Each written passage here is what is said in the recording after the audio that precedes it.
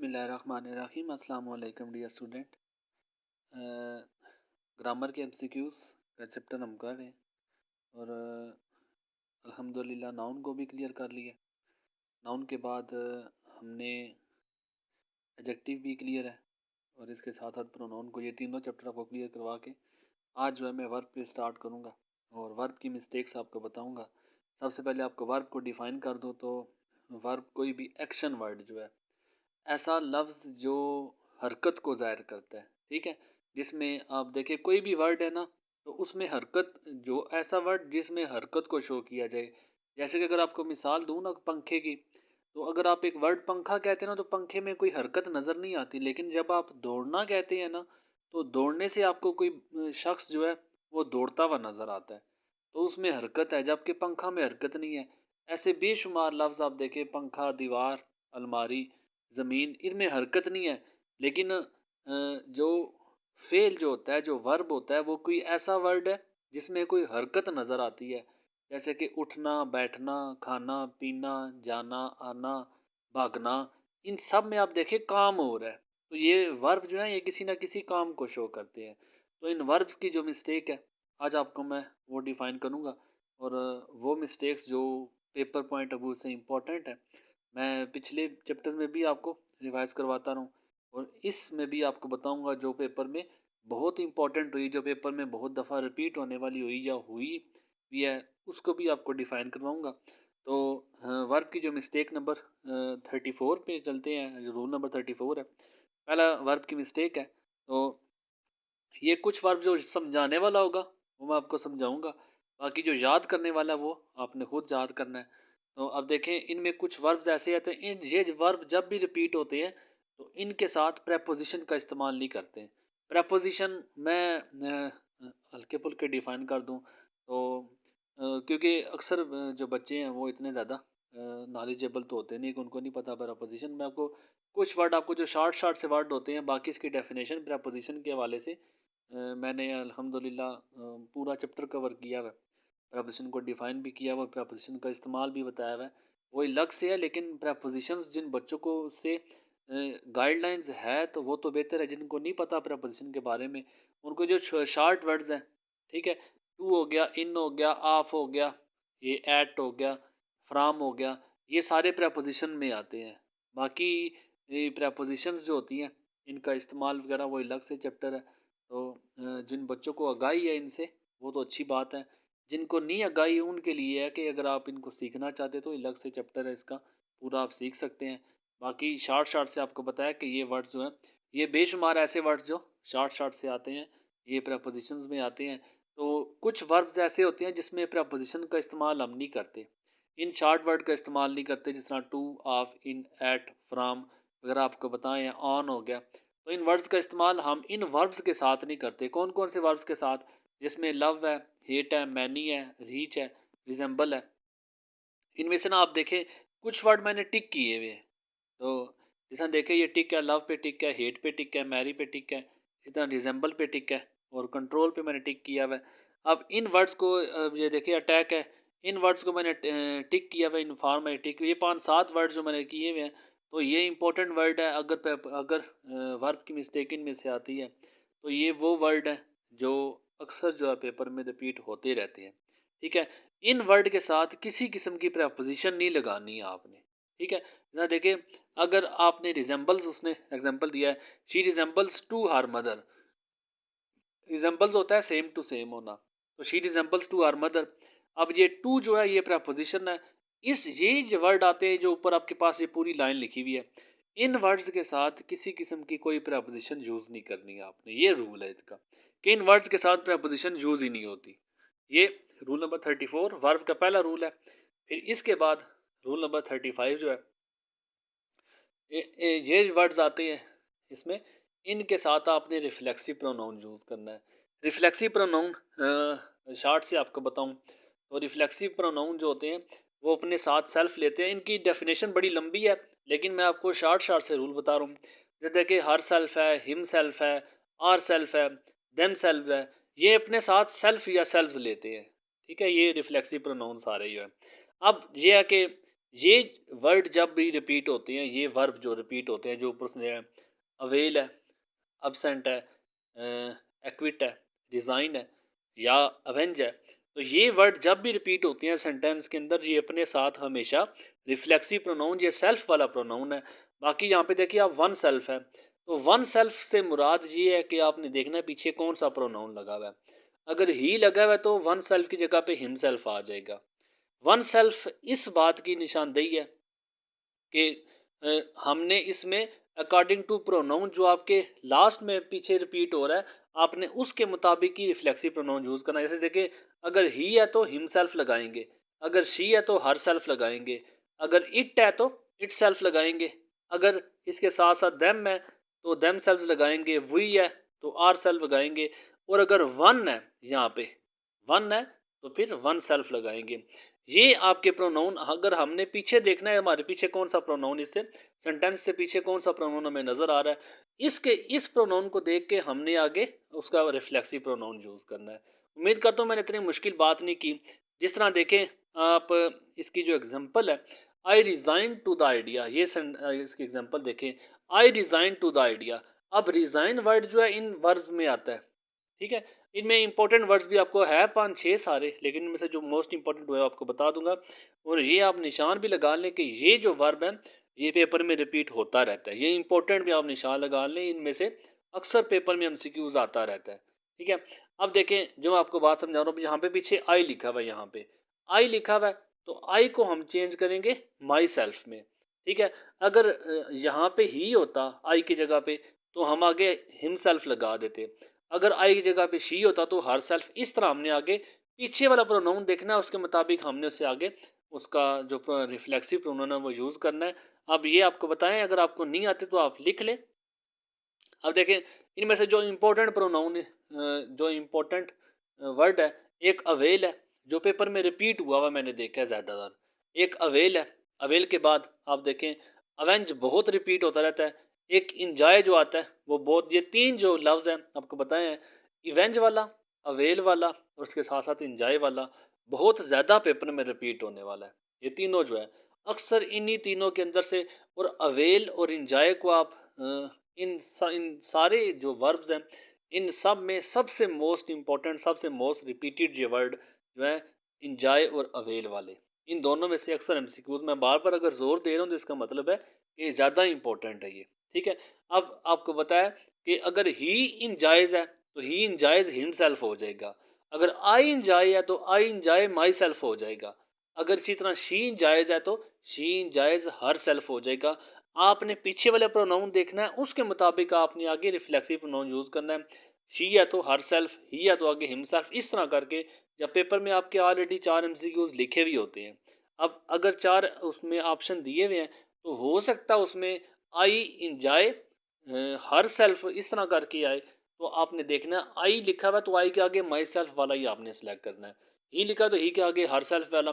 लेकिन ऐसा भी नहीं है कि रिफ्लेक्सिव प्रोनाउन, आपने जो प्रोनाउन पीछे कुछ और लिखा है और आगे रिफ्लेक्सिव प्रोनाउन आप कुछ और यूज़ कर रहे हैं, ठीक है। तो इसमें आपको दो मैंने बताया, अवेल वाला और इंजॉय वाला, ये बहुत इंपॉर्टेंट है। अवेंज वाला, ये सॉरी इंजॉय वाला, तीनों जो है बहुत इंपॉर्टेंट है।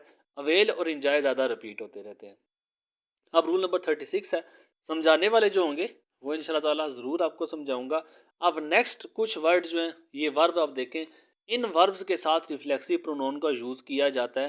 तो कहते हैं जब इन वर्ब ये वर्ब आते हैं तो इन वर्ब के साथ रिफ्लेक्सिव प्रोनाउन नहीं होना चाहिए। आसान सी बात है कि जब इनके साथ रिफ्लेक्सिव प्रोनाउन, जब आप ऑप्शन में देखते हैं तो ये वर्ड जब आते हैं तो इनके साथ रिफ्लेक्सिव प्रोनाउन नीचे ऑप्शन में दिए हुए होते हैं। आपने देखना है कि प्रोनाउन के साथ कौन सा फिक्स आ रहा है। लेकिन अगर इनके साथ रिफ्लेक्सिव प्रोनाउन लगा हुआ है तो कहते हैं कि इन वर्ड्स के साथ, इन वर्ब के साथ रिफ्लेक्सिव प्रोनाउन का यूज़ नहीं होना चाहिए। जैसे देखिए, Salim keeps himself away from bad boys. अब कीप्स के साथ हिमसेल्फ नहीं आना चाहिए, रिफ्लेक्सिव प्रोनाउन नहीं यूज़ होना चाहिए। ये जो ऊपर वाले प्रोनाउन है, इनमें आपको बताया ये जो ऊपर वाले हैं इनके साथ रिफ्लेक्सिव प्रोनाउन लग सकते हैं, ये 4 5 6 हैं, जबकि नीचे वालों के साथ रिफ्लेक्सिव प्रोनाउन का यूज़ नहीं होना चाहिए। जो समझाने वाला है वो आपको समझाऊंगा, जो आपके मेमोराइज करने वाला है, जो आपके याद करने वाला है, वो बच्चों आपने खुद तैयार करना है। तो आसान सा रूल है, इनके साथ रिफ्लेक्सिव प्रोनाउन का यूज़ किया जा सकता है, जबकि इन के साथ रिफ्लेक्सिव प्रोनाउन का यूज़ नहीं किया जा सकता। अब रूल नंबर 37 है, बेयर इन्फिनेटिव और इन्फिनेटिव, ये दोनों देखें आप कि दर्ज झैल ऐसे हैं कि जिनके साथ इन्फिनेटिव का इस्तेमाल ना हो लगता है। अब ऐसे कि बेयर इन्फिनेटिव लगेगा, बेयर इन्फिनेटिव और इन्फिनेटिव, इन्फिनेटिव वो वर्ब होते हैं जो अपने बाद वर्ब के साथ अपने साथ टू लगाते हैं। इन्फिनेटिव में अपने साथ टू आता है, वर्ब के साथ टू आता है, ठीक है। और बेयर इन्फिनेटिव के टू का इस्तेमाल नहीं किया जाता। जैसे देखिए, he go to, he goes to, he goes to है, गो वर्ब है, गो के साथ जब टू आता है तो ये इन्फिनेटिव में आ जाएगा, ठीक है, ये इन्फिनेटिव है।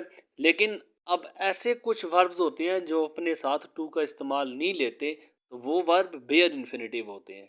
जैसे देखें, अब उसमें क्या है, ये वर्ड सारे बेयर इन्फिनेटिव हैं, ये वर्ड सारे बेयर इन्फिनेटिव हैं, इनके साथ हमने टू का इस्तेमाल नहीं करना, ये वर्ब है। अब मैंने इनमें से कुछ अंडरलाइन किए हुए हैं, तो अंडरलाइन का मतलब ये है कि ये पेपर में अगर कोई वर्ड है, देखिए बिड है, जैसा देखिए हियर है, तो इनके साथ आपने टू का इस्तेमाल नहीं करना, ठीक है। इसमें हैड बेटर को आप याद रख लें, जो इन सारे बेयर इन्फिनेटिव में सबसे मोस्ट रिपीटेड वर्ड जो है, सबसे मोस्ट रिपीटेड हैड बेटर है। अब हैड बेटर का कुछ sentence, he had better, he had better, अब इस तरह लिखने में थोड़ा सा मसला होगा, लेकिन आपको समझाना मकसद है। He had better to work hard. अब ये एक सेंटेंस आपको एग्जांपल के लिए है कि he had better to work hard. Had better का मतलब होता है कि बेहतर होगा, he had better to work hard, बेहतर होगा कि वो वर्क हार्ड, वो मेहनत करे। अब जब है ये बेयर इन्फिनेटिव है, हैड बेटर बेयर इन्फिनेटिव आता है, तो बेयर इन्फिनेटिव जब भी रिपीट होगा तो अपने साथ ये टू का इस्तेमाल नहीं लेगा, इनके साथ टू का इस्तेमाल नहीं होना चाहिए। हैड बेटर आया है तो he had better work hard, to का इस्तेमाल नहीं आना चाहिए, ठीक है। अब इसी तरह जितने भी वर्ब ऊपर लिखे हुए हैं, सारे वर्ब जो हैं, इनके साथ ये सारे बेयर इन्फिनेटिव हैं, इनके साथ टू का इस्तेमाल नहीं होना चाहिए। अब देखिए इसमें एग्जांपल दी हुई है, I made her to stand, I made her to stand. अब मेड अगर बेयर इन्फिनेटिव में आता है तो इसके साथ टू का इस्तेमाल गलत है, आई मेड हर स्टैंड, इस तरह करके सेंटेंस आएगा। इनमें से मैंने आपको बिड है, हियर है, उसके साथ हैड बेटर, ये मैंने बताया हैड बेटर वाला मोस्ट इंपॉर्टेंट है, ये इनके साथ रिपीट होता है पेपर में सबसे ज़्यादा, हैड बेटर के साथ सेंटेंस है। फर्स्ट ईयर में भी हैड बेटर आता रहता है, इसके साथ जो ग्रामर की गलती है, और इसी तरह सेकंड ईयर में भी हैड बेटर वाला सेंटेंस रिपीट होता है। तो आसान सी बात है कि ये वर्ब जो अपने साथ टू का इस्तेमाल नहीं लेंगे, ठीक है, ये बेयर इन्फिनेटिव होते हैं। इसके साथ यही तीन चार जो आपको रूल समझाए हैं, इसके मतलब एक्सरसाइज है। आप इन्हीं रूल्स को समझ के, अगर आपको समझ आ चुके हैं, तो फिर उसके बाद आप इन एक्सरसाइज को अटैम्प्ट करें, आपको खुद पता चलेगा कि आपको कितने रूल समझ आए और कितने नहीं समझ आए। फिर उसके बाद रूल नंबर 38 है, 38 में कुछ वर्ब्स हैं उन्होंने दिखाए हैं। इन वर्ब्स ये जब भी रिपीट होते हैं तो अपने साथ एज का इस्तेमाल लेते हैं, ये वर्ड जब रिपीट होते हैं अपने साथ एज का इस्तेमाल, जैसा देखें, ही रिगार्ड्स एज, ही रिप्रेजेंट एज, ही पोर्ट्रेज एज, ही डिपिक्ट एज, इन वर्ड के साथ एज का इस्तेमाल होगा, ठीक है। और इसके बाद 39 पे जो रूल है, इन वर्ड के साथ एज का इस्तेमाल नहीं होना चाहिए। इसमें भी आसान सा रूल बच्चों को बताता हूँ। आप देखें कि अगर वर्ड लिखा हुआ है तो आप उसमें देखें, अगर इन वर्ड के साथ एज का इस्तेमाल उन्होंने नहीं किया हो तो आप एज का इस्तेमाल करें, अगर इन वर्ड के साथ एज का इस्तेमाल किया हो तो आप इसके एज के इस्तेमाल को हटा दें। नीचे चार ऑप्शन में दिया हुआ होता है, वो अक्सर औकात ऊपर वर्ड लिखा हुआ होता है, उनमें से नीचे ऑप्शन में वो एज को लगा देते हैं, आपको पता नहीं कि इस वर्ड के साथ एज है। आसान सा तरीका ये है कि इन दोनों रूल में से 38 और 39 में से किसी एक को याद रख लें आप। 13 वर्ड के साथ जिसमें देखें, अब यहाँ पे तो उनका एज का इस्तेमाल नहीं करना। अब ये एज वाले जो हैं, एज का इस्तेमाल नहीं करने वाले, ये चार हैं इसमें, ये चार देखें आप, इसमें नेम है, कॉल है, टर्म है, थिंक है, ये चार वर्ड है। इन चार वर्ड्स को याद करना आसान है बनिस्बत इसके कि 39 में जो आपके पास लिखे हुए हैं ये थोड़े से ज़्यादा बन जाते हैं। तो आपको पता होना चाहिए कि अगर ये वर्ड आते हैं, नेम, कॉल, टर्म और थिंक, हमने इनके साथ एज का इस्तेमाल नहीं करना। इनके अलावा जो वर्ड अगर आता है तो हम उसके साथ एज का इस्तेमाल कर सकते हैं। ये सबसे आसान तरीका है बच्चों को समझाने वाला, बच्चों को सीखने वाला, ठीक है। अब इन वर्ड के साथ आपने एज का इस्तेमाल नहीं करना। नेम, कॉल, टर्म और थिंक जब आप देखें इन चारों के साथ एज का इस्तेमाल है तो आसान से ये आपने एज का इस्तेमाल यहाँ से रिमूव कर देना है। लेकिन जो इम्पोर्टेंट है वो आपको बताऊंगा पेपर में, जो पेपर में रिपीट होने वाला ज़्यादा है। फिर उसके बाद ये प्रेजेंट पार्टिसिपल जो आईएनजी फॉर्म, जिसमें कॉल से कॉलिंग हो जाता है, हेल्प से हेल्पिंग हो जाता है, टेल से टेलिंग हो जाता है। तो कहते हैं कि ये आईएनजी फॉर्म जो होती है, ये इन अल्फाज के बाद आईएनजी फॉर्म का इस्तेमाल होगा। इन अल्फाज के बाद इन्फिनेटिव टू इस्तेमाल नहीं होगी। पीछे आपको इन्फिनेटिव का बताया, आईएनजी फॉर्म इनके साथ लगानी है और टू का यूज़ नहीं करना इन वर्ड के साथ। देखिए सक्सीड है तो सक्सीडिंग हो जाएगा, प्रिवेंट है तो प्रिवेंटिंग हो जाएगा, प्रोहिबिट है तो प्रोहिबिटिंग हो जाएगा। ठीक है, अब इन वर्ड के साथ आपने आईएनजी का इस्तेमाल करना और टू का इस्तेमाल नहीं करना। जैसे देखें अब इनके साथ अगर टू लिखा हुआ है यहाँ पे, he succeeded in to pass the examination, he succeeded to pass. अब जब ऊपर से ये वर्ड रिपीट होते हैं जिसमें आपने को बताया, इन वर्ड के साथ आपने आईएनजी फॉर्म लगानी है और टू नहीं लगाना। अब सक्सीडेड है तो सक्सीडेड के बजाय succeeding in passing the exam, नीचे उन्होंने करेक्ट में बताया है। इन वर्ड के साथ आईएनजी फॉर्म का इस्तेमाल होगा और आईएनजी के साथ साथ आपको बताया इसमें आपने जो इसके साथ प्रपोजिशन लगी हुई है आपने वही प्रपोजिशन यूज करनी है। ठीक है, जैसा देखें अगर सक्सीड के साथ यहाँ पे इन लगा तो आपने इन ही आगे लगाना है, बस आपने सक्सीडिड को सक्सीडिंग में चेंज कर देना है। प्रिवेंट के साथ फ्राम लगा हुआ है तो प्रिवेंट के साथ आपने प्रपोजिशन फ्राम ही लगानी है। तो जो प्रपोजिशन इनके साथ यूज हुई है प्रपोजिशन चेंज नहीं करनी है आपने, जस्ट आपने यहाँ पे वर्ब चेंज करना है, आपने इनके साथ आईएनजी लगाना है। प्रपोजिशन आपकी टू नहीं रहेगी, उन्होंने बताया टू के बजाय हमने फर्स्ट वर्ब लगाना है। अब इसके साथ हमने आईएनजी फॉर्म यूज करनी है। ठीक है, इतनी मुश्किल बात नहीं कि आपको समझ है। अब यहाँ पे आपकी सक्सीड है, फर्स्ट वर्ब लगा हुआ है, आईएनजी लगाना है, यहाँ पे इन का इस्तेमाल करना है। जो आगे प्रपोजिशन उन्होंने लगाई हुई इनके साथ ये प्रपोजिशन यूज होगी। बस जो प्रपोजिशन लगी हुई है आपने वही लगी रहने देनी है, बस वर्ब जो लगा हुआ है वर्ब के साथ आईएनजी लगाना आपने। उम्मीद करता हूँ आपको इस चीज़ की समझ आ चुकी होगी। फिर उसके बाद चलता हूँ रूल नंबर 41 की तरफ। 41 बहुत इंपॉर्टेंट रूल है, बहुत दफ़ा पेपर में रिपीट हुआ है।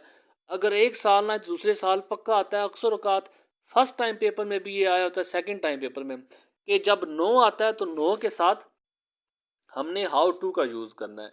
नो के साथ आपने जैसे देखिए he knows to read a book, he knows to read a book, knows के बाद आपने हाउ टू लगाना है। जो भी सेंटेंस है नोज आएगा तो आपने नो के साथ हाउ टू का यूज़ करना है। He knows to read a book, he knows how to read a book. ऐसे नो के सेंटेंस अक्सर औकात पेपर में मैंने देखे हैं जो बहुत ज़्यादा पेपर में रिपीट होते हैं। बस नो आया तो नो के साथ आपने हाउ टू का यूज़ करना है। हाउ सिर्फ टू नहीं बल्कि हाउ टू का यूज़ होना चाहिए। आसान सा, इतना मुश्किल नहीं है। फिर उसके बाद रूल नंबर 42 की तरफ देखूं तो 42 भी है रिफ्यूज़ और डिनाई, ये भी पेपर में रिपीट होता रहता है, ये भी इंपॉर्टेंट है। तो मैं साथ साथ आपको नोट करवा रहा हूँ, जो मोस्ट इंपॉर्टेंट है आप उस पर इंपॉर्टेंट लिखते जाएं।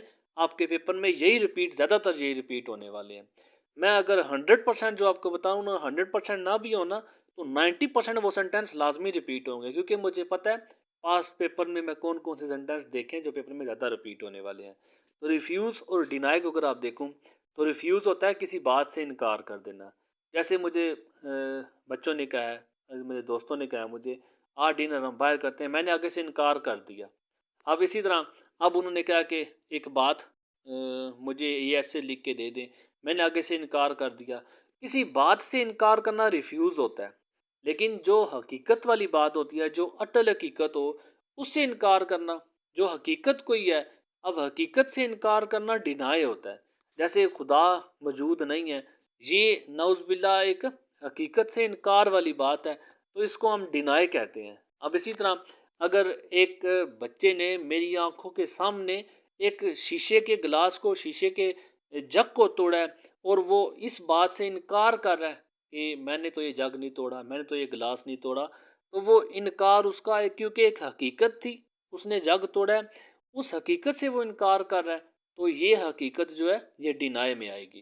तो आसान सी बात है, हकीकत से इनकार करना डिनाई होता है, और किसी भी बात से, आम सी बात हो सकती है, उसे इनकार करना वो रिफ्यूज़ होता है। जैसे बच्चे ने कहा, दोस्त में से एक दोस्त ने कहा कि आज छुट्टी टाइम मेरे साथ ही चलना, दूसरे ने आगे से इनकार कर दिया, तो ये डिनाई नहीं होगा, ये एक रिफ्यूज़ होगा। उसने रिफ्यूज़ किया है। एक हकीकत से इनकार करना डिनाई होता है और एक आम बात से इनकार करना रिफ्यूज़ होता है। उम्मीद करता हूँ ये आपको समझ आ चुकी होगी। देखिए, he denied to help me, उसने मेरी मदद मांगी तो मैंने आगे से इनकार कर दिया। डिनाई हकीकत नहीं है, he refused to help me. इसी तरह he refused that he had broken the chair, कुर्सी तोड़ी, आगे से रिफ्यूज़ तोड़ के हकीकत बन गई। इस हकीकत से इनकार रिफ्यूज़ नहीं बल्कि डिनाई होता है। तो ये आपके लिए अगर नया है तो आपने इसको याद रखना है अंदा के बाद, डिनाई और रिफ्यूज़ में क्या फ़र्क है। बाकी जो रूल करवाए हैं इनमें से एग्जांपल है, और रूल आपको अच्छे समझ आए हैं तो आप इस एग्जांपल एक्सरसाइज को अटेम्प्ट करें, आपको खुद पता चलेगा आपको कितने अच्छे रूल समझ आए हैं। ठीक है, फिर उसके बाद आता है कापुला वर्ब्स। इसमें थोड़ा सा ध्यान देना है आपने। कापुला वर्ब्स, कापुला वर्ब्स वो वर्ब होते हैं जो अपने साथ, जब भी ये सेंटेंस रिपीट होता है तो ये अपने साथ एडजेक्टिव को लेते हैं। एडजेक्टिव आपने पीछे पढ़ चुके हैं, जो मैंने आपको अभी लास्ट में आपको करवाया एडजेक्टिव का। एडजेक्टिव जिसमें आप किसी नाम के बारे में बताते हो, किसी नाम के बारे में आप कोई चीज़ बताते हो। एडजेक्टिव को मैंने डिटेल से बताया, जिन बच्चों ने एडजेक्टिव को सुना उनको बेहतर पता है। तो ऐसे वर्ब जिन अपने साथ एडजेक्टिव को लेते हैं, और किसी ना वर्ब को लेंगे, एडवर्ब को लेंगे, ना किसी नाउन को लेंगे, ये हमेशा अपने साथ एडजेक्टिव को लेंगे। एडजेक्टिव क्या, जो किसी नाउन के बारे में बताता है। ठीक है, जिस तरह देखें, मैंने आपको एग्जांपल में दी थी, एग्जांपल में आपको बताया था, अगर अली है, अली एक नाम है, तो अली के बारे में अच्छा, या इसके बारे में बुरा, या इसके बारे में चालाक, या इसके बारे में ज़हीन, ये सारी अली की करैक्टरिस्टिक्स हैं, अली की खूबियाँ या खामियाँ आ जाती हैं। तो ये खूबियाँ खामियाँ ये एडजेक्टिव है अली के बारे में जो बता। किसी नाम के बारे में अगर फ़र्ज़ किया स्त्री है तो टूटी स्त्री, या तेज़ स्त्री, या गर्म स्त्री, तो ये सारी स्त्री के बारे में बताए। ये वर्ड जो है ये एडजेक्टिव है। एडजेक्टिव जो किसी नाम के बारे में बताते हैं। इसी तरह दरवाज़ा है तो नीला दरवाज़ा, या टूटा दरवाज़ा, या खुला दरवाज़ा, ये सारे एक दरवाजे के बारे में जो बातें हैं वो सारी एडजेक्टिव हैं। तो एडजेक्टिव को मैंने एडजेक्टिव के चैप्टर में भी डिटेल से आपको पढ़ाया हुआ, उसकी गलतियां भी बताई हुई हैं। तो कापुला वर्ब्स वो वर्ब होते हैं जो अपने साथ एडजेक्टिव लेते हैं। वो वर्ब जो अपने साथ एडजेक्टिव इसलिए क्योंकि ये नाम की तरफ इशारा करते हैं। जैसे देखें, उसमें एग्जांपल है, ही लुक्स एंग्रीली, एंग्रीली जिसमें एल वाई ली आता है। मैं आपको क्योंकि एडवर्ब का चैप्टर हमने आगे स्टार्ट करना है, मैं एडवर्ब का आपको डिटेल से इसमें बताऊंगा। अभी शॉर्ट से वर्ड में है, एडवर्ब आपको बता दूं जिसमें एल वाई ली लास्ट में आता है। बाकी एडवर्ब के चैप्टर में आपको इसके बारे में डिटेल से बताऊंगा। एल वाई ली जिस तरह हैप्पी ली, जिस तरह एंग्री ली, अब ये एल वाई ली आता है। ठीक है, स्लोली, फास्टली, तो ये एल वाई ली के साथ ये एडवर्ब है। तो कहते हैं कि ना इसके साथ एडवर्ब आएगा ना कोई नाम आएगा, बल्कि ये जब भी रिपीट होते हैं अपने साथ ये एडजेक्टिव को लेंगे। एडजेक्टिव जो नाउन के बारे में बताता है। जैसे देखिए, ही लुक्स एंग्रीली, एंग्रीली ली आ जाएगा तो एडवर्ब आ जाएगा। ही लुक्स एंग्री, एंग्री क्योंकि एंग्री जो है, एंग्री मैन, ये किसी आदमी की सिफ्त के बारे में, आदमी कैसा है, एंग्री है, वो नाराज है, किसी नाउन के बारे में बताना चाहिए। इसी तरह ही फील्स हैप्पीनेस, अगर आप देखें हैप्पीनेस, हैप्पीनेस खुशी होती है, खुशी ये एक नाम है, लेकिन आपने इसी हैप्पीनेस को चेंज करना है एडजेक्टिव में। एडजेक्टिव जो किसी नाउन की क्वालिटी बताए। अब हैप्पीनेस से हैप्पी हो जाएगा क्योंकि हैप्पी मैन होता है, हैप्पीनेस मैन नहीं होता। हमने नाउन की क्वालिटी बतानी है, हमने नाउन के मीनिंग में इजाफा करना है। तो इसी तरह आप वो वर्ड जो अपने साथ, वो वर्ब जो अपने साथ एडजेक्टिव लेते हैं, वो वर्ब हमेशा कापुला वर्ब्स कहलाते हैं। और कापुला वर्ब्स के बाद आपने एडजेक्टिव भी देखना है, और ये भी पेपर में मैंने अक्सर औकात पेपर में रिपीट होता हुआ देखा है। उम्मीद करता हूँ कापुला वर्ब्स की आपको समझ आ चुकी होगी। इसकी मजीद एग्जांपल है, ही सलमा इज़ ब्यूटी, ब्यूटी देखें, सलमा इज़ ब्यूटी, ब्यूटी नाम है, तो हमने ब्यूटीफुल जब करेंगे तो फिर सलमा की खूबसूरती के बारे में बताया जाएगा। अब ब्यूटीफुल एडजेक्टिव है ना कि ब्यूटी एडजेक्टिव है, तो हमने इन वर्ड के साथ एडजेक्टिव का यूज़ करना है। इसी तरह लव कंसिस्ट है, ये भी मैंने पेपर में रिपीट, ये कुछ कुछ हैं जो पेपर में रिपीटेड है, आगे जो लास्ट में आते हैं तो मोस्टली पेपर में रिपीट होते रहते हैं। अब अगर आप देखें तो कंसिस्ट जो है, कंसिस्ट जो है, ये ज़्यादातर इसका इस्तेमाल जो है ये फर्स्ट वर्ब के तौर पे ही इस्तेमाल होता है। इसको ना तो हम आईएनजी फॉर्म में लिखते हैं ना ईडी फॉर्म में लिखते हैं, याद रखना। जैसा देखें आईएनजी फॉर्म कंसिस्टिंग में या कंसिस्टेड इस तरह नहीं लिखते। कंसिस्ट को एज ए कंसिस्ट के तौर पे ज़्यादातर कंसिस्ट के तौर पे यूज़ किया है। बहुत रेयर चांसेस है कि हम कंसिस्ट के साथ ईडी फॉर्म लगाएं या आईएनजी फॉर्म लगाएं। ज़्यादातर इसका इस्तेमाल जो है कंसिस्ट का कंसिस्ट फर्स्ट वर्ब के तौर पे यूज़ किया जाता है। जब भी आप देखें कंसिस्ट का इस्तेमाल ईडी फॉर्म में है तो आपने इसको फर्स्ट वर्ब में चेंज करना है, कंसिस्ट में चेंज करना है। देखिए इज कंसिस्टेड है तो आपने इसको चेंज कर देना है फ्रीडम कंसिस्ट, क्योंकि अगर पीछे एक होगा तो हम आगे एस लगा देंगे, कंसिस्ट के साथ एस लगा देंगे। अगर इससे पीछे जो सब्जेक्ट है हमारा वो सिंगल होगा तो हम इस कंसिस्ट लगा देंगे। इसी तरह इज कंसिस्टिंग, कंसिस्टिंग नहीं, हमने कंसिस्ट करना है। अगर सिंगल है तो आपको बताया इसमें हमने सिंगल वर्ब यूज करना है, ऐसा है। अब इसे देखें ही कंसिस्ट, कंसिस्ट है तो अगर यहाँ पे आगे इससे पीछे जो है कंसिस्ट, अगर इससे पीछे जो है सिंगल है तो सिंगल से पीछे हमने यहाँ पे एस का इजाफा करना है। अब जैसा देखें अब कंसिस्ट अगर हमने कंसिस्ट लगाना है तो ब्यूटी या फेयर, ब्यूटी सिंगल है, ब्यूटी एक चीज को शो करता है, इसलिए हमने इसके आगे एस लगा दिया। अब इसी तरह फ्रीडम है, यहाँ पे देखें फ्रीडम, यहाँ पे फ्रीडम है तो फ्रीडम था, फ्रीडम सिंगल को शो करता है तो इसलिए हमने यहाँ पे एस लगा दिया। तो ये ज़्यादातर बच्चों को मैं उम्मीद करता हूँ उनको एस का यूज़ पता होगा कि अगर हमारा सब्जेक्ट, अगर हमारा जो पीछे वाला वर्ड है वो सिंगल को शो करे तो फिर हमने एस लगाना है, अगर सिंगल को शो नहीं करता तो हमने एस नहीं लगाना। जैसा देखिए अगर हम वी आता है, वी कंसिस्ट नहीं होगा, एस नहीं लगेगा क्योंकि वी ज़्यादा को रिप्रेजेंट करता है, वी ज़्यादा के लिए यूज़ होता है। तो जो चीज़ ज़्यादा के लिए यूज़ होगी उसके लिए हम एस का इस्तेमाल नहीं करेंगे। तो कंसिस्ट जो है फर्स्ट वर्ब के तौर पे यूज़ होगा, इसको आईएनजी फॉर्म में भी नहीं लगाना आपने और ईडी फॉर्म में भी नहीं लगाना। फिर उसके बाद ये फ़र्क नोट करें, हैंग हंग हंग ये बी रिपीटेड है और उसके बाद जो नेक्स्ट रूल होगा वो दोनों रिपीटेड होंगे, ठीक है, ये दोनों रूल रिपीटेड है। अब ऐसा देखें हैंग हंग हंग, अब ये हैंग का मतलब लटकाना होता है, किसी चीज़ को लटकाना, क्यों खूंटी से लटकाते हैं आप, किसी हैंग करते हैं किसी चीज़ को। इसकी जो सेकंड फॉर्म होती है लटकाने वाले की हंग और हंग होती है सेकंड फॉर्म, लेकिन जो हैंग HANG हैंग फांसी देने वाला होता है इसकी सेकंड फॉर्म हैंग्ड और हैंग्ड होती है। ये आप दोनों में फर्क है। लटकाना किसी चीज़ को लटकाना, जैसे आपने अपना कोट जो है वो खूंटी के साथ लटका दिया है, तो ये लटकाना किसी चीज़ को लटकाना जो होता है वो इसकी सेकंड फॉर्म हंग हंग के साथ होती है। लेकिन जब आप किसी इंसान को लटकाते हैं मतलब फांसी के तौर पे आप लटकाते हैं, फांसी देना, तो ये इसकी सेकंड फॉर्म हैंग्ड हैंग्ड में। तो इसको जब आपने सेंटेंस में चेंज करना है तो आपको पता होना चाहिए कि सेकंड फॉर्म इसकी हंग होगी या हैंग्ड होगी। आपकी मुराद लटकाना चीज़ लटकाने से है या फांसी देने से है। जैसे देखें द पिक्चर वाज हैंग्ड, अब पिक्चर को फांसी दे देगी हैंग्ड, तस्वीर को फांसी दे दी गई, ये तो सेंटेंस गलत है। इसका मतलब है कि हमने इसके बजाय हमने हंग का इस्तेमाल करना है।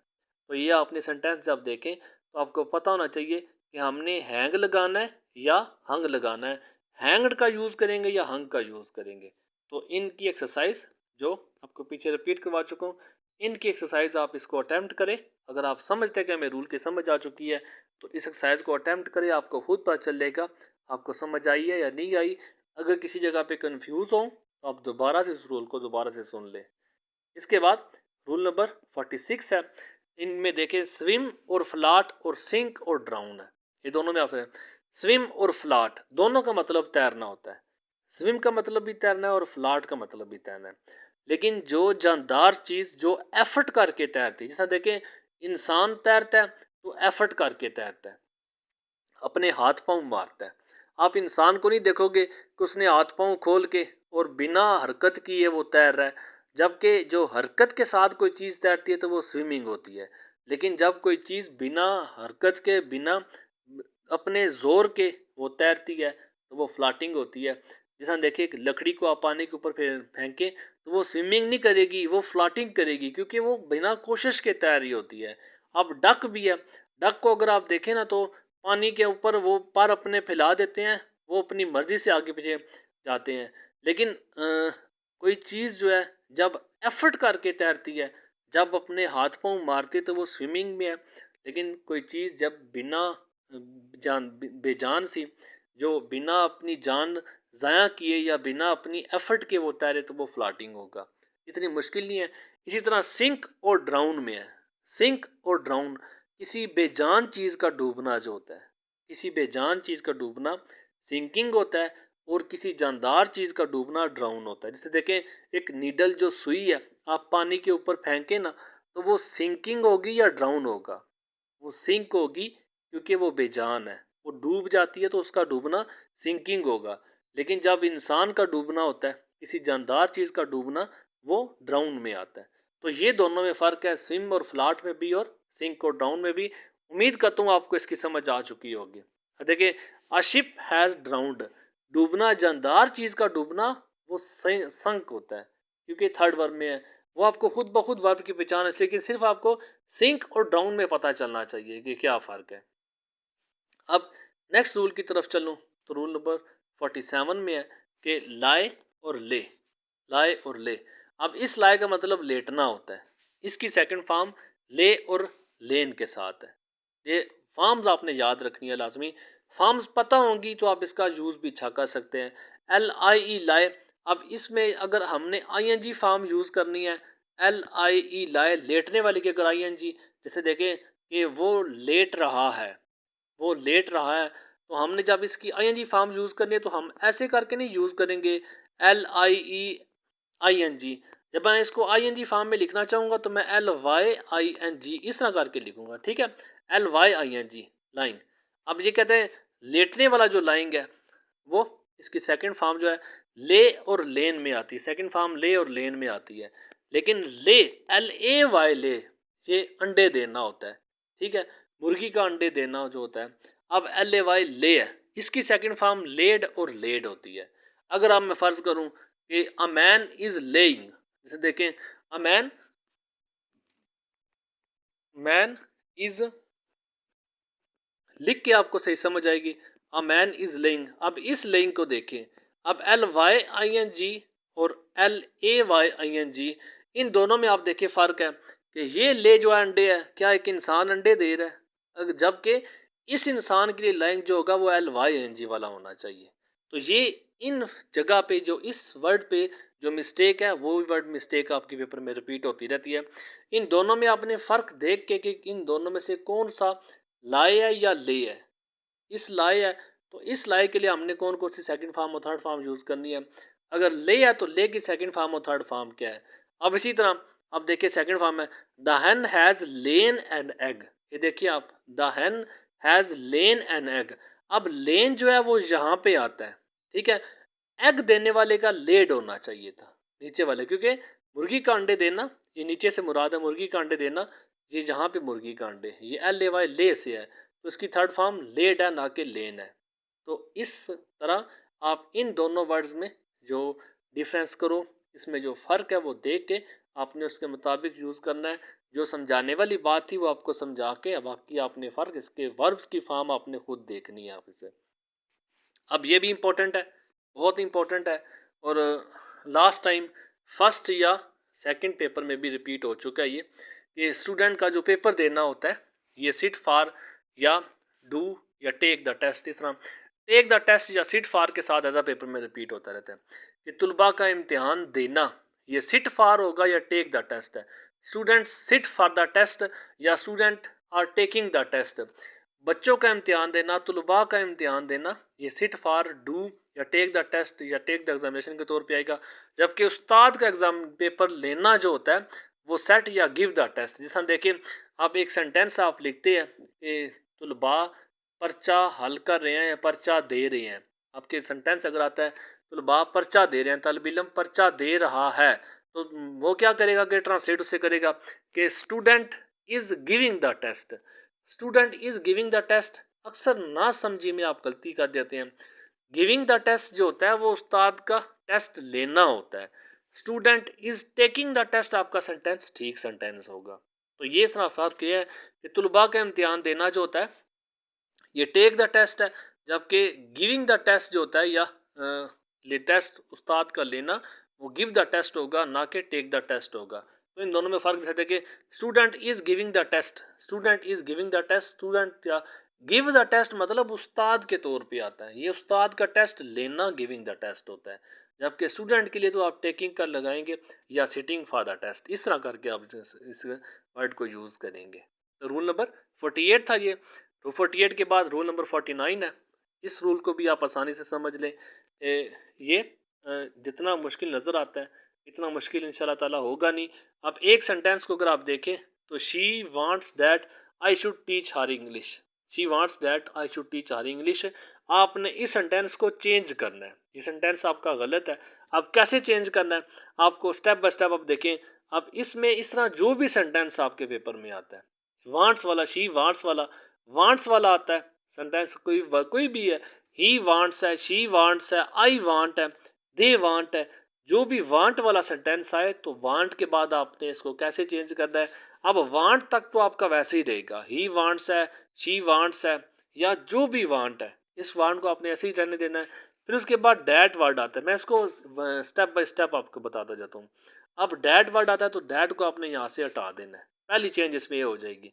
शी वांट्स आगे डैट को हटा दिया तो she wants I should teach her English, ऐसे सेंटेंस हो जाएगा एक नंबर पे। ठीक है, पहली चेंज आपने ये की कि डैट को हमने हटा दिया। फिर उसके बाद आगे जो आपका सब्जेक्ट लगा हुआ है आपने उस प्रोनाउन को, जो सब्जेक्टिव लगा हुआ है उसको आपने ऑब्जेक्टिव में चेंज करना है। प्रोनाउन को ऑब्जेक्ट चेंज करना है। प्रोनाउन के चैप्टर में आपको बता चुका हूँ कि सब्जेक्टिव प्रोनाउन को आप ऑब्जेक्टिव प्रोनाउन में कैसे चेंज करते हैं। देखो, ही है तो हिम लगा दे, शी है तो हर लगा दे, आई है तो मी लगा दे, दे है तो देम लगा दे, वी है तो अस लगा दे। ये ऑब्जेक्ट में चेंज करना प्रोनाउन में आप सीख चुके हैं। तो उसके बाद हमने दूसरी चेंज क्या करनी है, जो आपका प्रोनाउन लगा हुआ है, जो आपका सब्जेक्ट लगा हुआ है उसको आपने ऑब्जेक्ट में चेंज कर देना है। आई को मैं चेंज कर दूंगा मी के साथ। इसी तरह अगर ही लगा हुआ हो तो यहाँ पे आप हिम के साथ चेंज कर देंगे। तो ये सेंटेंस बन जाएगा कुछ, she wants me should teach her English, she wants me should teach her English, ये दूसरी चेंज हुई है। अब तीसरी चेंज आगे शुड के साथ आ जाती है, ये लास्ट चेंज है इसमें, जो तीसरी चेंज है। अब शुड की जगह पे आपने टू लगा देना, बस ये तीन चेंज करनी है। पहली चेंज में मैंने डैड को रिमूव किया, दूसरी चेंज में मैंने सब्जेक्ट को ऑब्जेक्ट में चेंज किया, फिर तीसरी चेंज में मैंने शुड को टू में चेंज कर दिया। सेंटेंस आपका ठीक हो जाएगा, शी वांट्स आगे me to teach her English. इस तरह आप चाहे कोई भी सेंटेंस है आप उसको चेंज कर सकते हैं। अब इसी तरह देखें, अब ये एक्सरसाइज नंबर 2 में अगर आप देखें, he wants that she should marry him. अब एक सेंटेंस है तो इसको मैं चेंज करूँ तो ही वांट्स, सबसे पहले मैं डैट को रिमूव कर दूंगा, he wants she should marry him. अब दूसरे नंबर पे मैंने शी को हर में चेंज कर देना है, ही वांट्स हर, शुड को मैं टू में चेंज करूंगा, he wants her to marry him. Sentence आपका ठीक हो जाएगा। इतना मुश्किल है, इतना मुश्किल है नहीं जितना आपको लग रहा होगा। इंशाल्लाह ताला आप इस रूल को फॉलो करते हुए आप इस रूल को भी चेंज कर देंगे। उम्मीद करता हूँ कि आपको वर्ब का चैप्टर कोशिश तो की है, आपको किसी न किसी हद तक समझ आया होगा। बाकी अगर आप किसी में कंफ्यूज है तो कोशिश करके आप उसे दोबारा सुने, दोबारा सीखें। फिर भी कोई कमी रहती है तो आप बताइएगा, जहाँ तक हो सकेगा आपकी हेल्प करूँगा। दुआ में याद रखिए। जज़ाकल्लाह। अल्लाह हाफिज़। अस्सलाम वालेकुम।